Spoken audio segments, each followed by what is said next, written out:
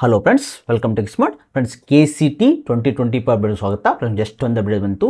KCTದು document verification slip ಅಂತ ಇರುತ್ತಲ್ಲ, ಅದನ್ನು ಡೌನ್ ಮಾಡ್ಕೊಳ್ಳೋಕ್ಕೆ ಲಿಂಕು ಜಸ್ಟ್ ಬಿಟ್ಟಿದ್ದಾರೆ. ಇದನ್ನು ಯಾರು ಡೌನ್ ಮಾಡ್ಕೋಬೇಕಂದ್ರೆ, ಯಾರು KCT ಅಪ್ಲೈ ಮಾಡಿದ್ದೀರಾ ಮತ್ತು ನೀವು ಎಕ್ಸಾಮ್ ಬರ್ದಿದ್ದೀರಲ್ಲ, ಅವರು ಇದನ್ನು document verification slip compulsory down ಮಾಡ್ಕೊಳ್ಬೇಕಾಗುತ್ತೆ. ಅದರಲ್ಲಿ ನಿಮಗೆ ಎಂಟ್ರಿ ಯೂಸ್ ಮಾಡಬೇಕಾಗುತ್ತೆ. ಸೊ ಕಂಪಲ್ಸರಿ ಡೌನ್ ಮಾಡಿಕೊಂಡು ಕರೆಕ್ಟಾಗಿ ಇಟ್ಕೊಳ್ಳಿ. ಅದನ್ನ ಯಾರಿಗೂ ಶೇರ್ ಮಾಡಬೇಡಿ. ಕಂಪಲ್ಸರಿ ನೀವೇ ಲಾಗಿನ್ ಮಾಡಿಕೊಂಡು ಏನು ಯೂಸ್ ಮಾಡಬೇಕಂದ್ರೆ, ಸೇಮು ನೀವು KCT ಆನ್ಲೈನ್ ಅಪ್ಲಿಕೇಶನ್ ಫಾರ್ಮಲ್ಲಿ ಏನು ಯೂಸ್ ಮಾಡಿದಿರಲ್ಲ, ಯೂಸರ್ ಐಡಿ ಮತ್ತು ಪಾಸ್ವರ್ಡ್ ಅದನ್ನ ಯೂಸ್ ಮಾಡಿಕೊಂಡು ನೀವು ಡಾಕ್ಯುಮೆಂಟ್ ಸ್ಲಿಪ್ನ ಡೌನ್ ಮಾಡ್ಕೋಬೋದು. ಓಕೆ, ಯಾರು ನೀಟ್ ವೇಟ್ ಮಾಡ್ತಾ ಇದ್ದಾರಾ, KCTನೂ ಬರ್ದಿದ್ದೀರಲ್ಲ, ಅವ್ರಿಗೂ ಇದೇ ವೆರಿಫಿಕೇಷನ್ ಸ್ಲಿಪ್ಪು ಇದನ್ನೇ ನೀವು ಯೂಸ್ ಮಾಡಬೇಕಾಗತ್ತೆ.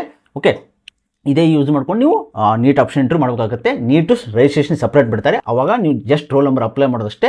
ಬಟ್ಟು ಈಗೇನು ವೆರಿಫಿಕೇಷನ್ ಸ್ಲಿಪ್ ಇರುತ್ತಲ್ಲ, ಇದನ್ನೇ ನೀವು ಯೂಸ್ ಮಾಡ್ಕೊಂಡು ಲಾಗಿನ್ ಮಾಡೋದಿರುತ್ತೆ. ಸೊ ನಂಬರು ಮತ್ತು ನಿಮ್ಮ ಡಾಕ್ಯುಮೆಂಟ್ಸು ಯಾವ್ಯಾವ ವೆರಿಫೈ ಆಗಿದೆ ಅಂತ ಎಸ್ ಆರ್ ನೋ ಅಂತ ಇರುತ್ತೆ. ಕರೆಕ್ಟಾಗಿ ಚೆಕ್ ಮಾಡ್ಕೊಳ್ಳಿ. ಇನ್ ಕೇಸ್ ರಾಂಗ್ ಅದು KE ಅವರು ಜಸ್ಟ್ ಅಪ್ಡೇಟ್ ಕೂಡ ಕೊಟ್ಟಿದ್ದಾರೆ.